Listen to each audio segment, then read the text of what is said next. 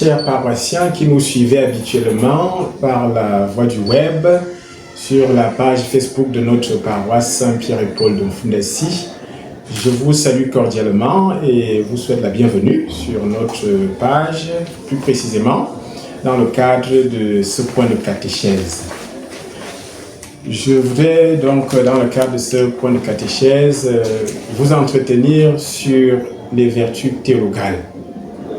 Voilà, c'est un élément de notre catéchèse, la catéchèse chrétienne, que nous avons appris, effectivement, en nous préparant au sacrement. Les vertus théologales sont au nombre de 3. Nous les énonçons généralement lorsque nous récitons le chapelet. Sur les 3 premiers Ave Maria, après le Je crois en Dieu, après le premier Notre Père, et 3 Je vous salue Marie que nous disons, nous mentionnons les 3 vertus théologales qui sont donc la foi, l'espérance et la charité. Alors, on les appelle théologales, on les qualifie de théologales parce qu'elles nous permettent d'être en lien intime avec Dieu. Elles nous permettent de connaître Dieu d'une manière plus intime. La foi, l'espérance et la charité. Nous mettent donc en lien avec la vie de Dieu, nous permettent déjà de partager la vie de Dieu. La foi, j'aime dire que la foi, c'est la connaissance des réalités surnaturelles que la lumière naturelle ne peut pas saisir. La foi est un don de Dieu. C'est Dieu lui-même qui nous donne de croire en lui. Mais la foi est aussi la réponse de l'homme à cette main tendue de Dieu. C'est Dieu qui nous donne de croire en lui et nous sommes appelés effectivement donc à saisir cette main tendue, la main qu'il nous tend. L'espérance, quant à elle, nous permet de partager déjà ce que Dieu nous promet. Par l'espérance, nous avons déjà part à la vie de Dieu, la vie que Dieu nous promet, mais nous croyons que, en raison donc de notre espérance, nous la partageons déjà. C'est pour cela que la théologie catholique dit que la vie éternelle est de l'ordre du déjà là et du pas encore. Oui, nous tendons vers la vie éternelle, vers cette rencontre avec Dieu, où nous partagerons sa vie en plénitude, mais nous croyons que nous avons déjà ici-bas un avant-goût de cette vie. Dieu nous permet déjà d'avoir un avant-goût de cette vie. Nous chantons habituellement « Où sont amour et vérité, Dieu est présent ». Où sont amour et charité, Dieu est présent. Nous le chantons aussi bien en français qu'en latin. « Ubi caritas et amor, Deus ibi est ». Donc, l'espérance est cette vertu-là qui nous permet donc déjà de partager la vie de Dieu, le bonheur de vivre avec Dieu étant encore ici sur terre.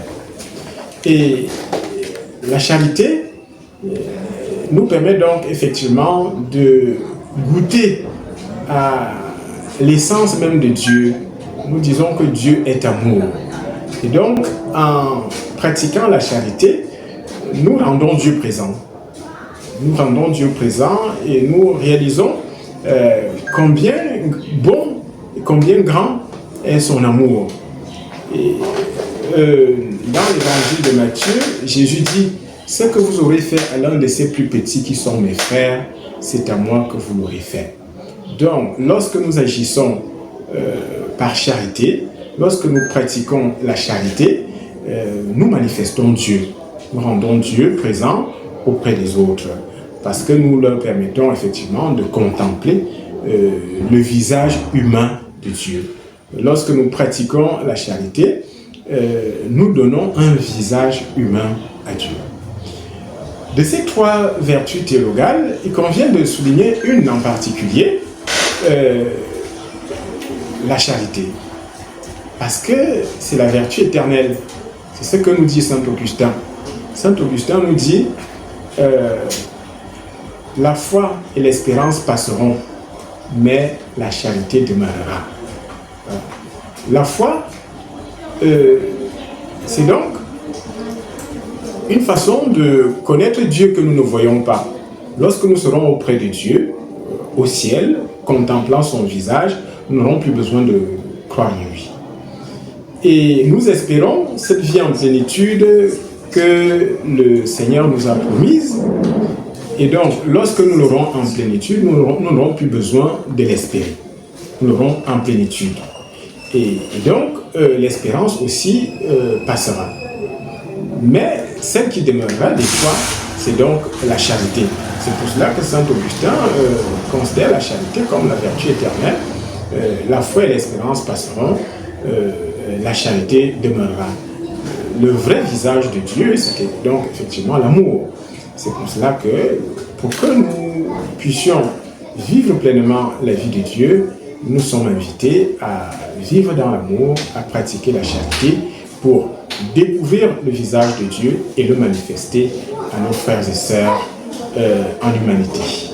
Je vous remercie, chers followers, d'avoir pris le temps d'écouter cette catéchèse. J'espère bien qu'elle vous aide dans votre vie chrétienne.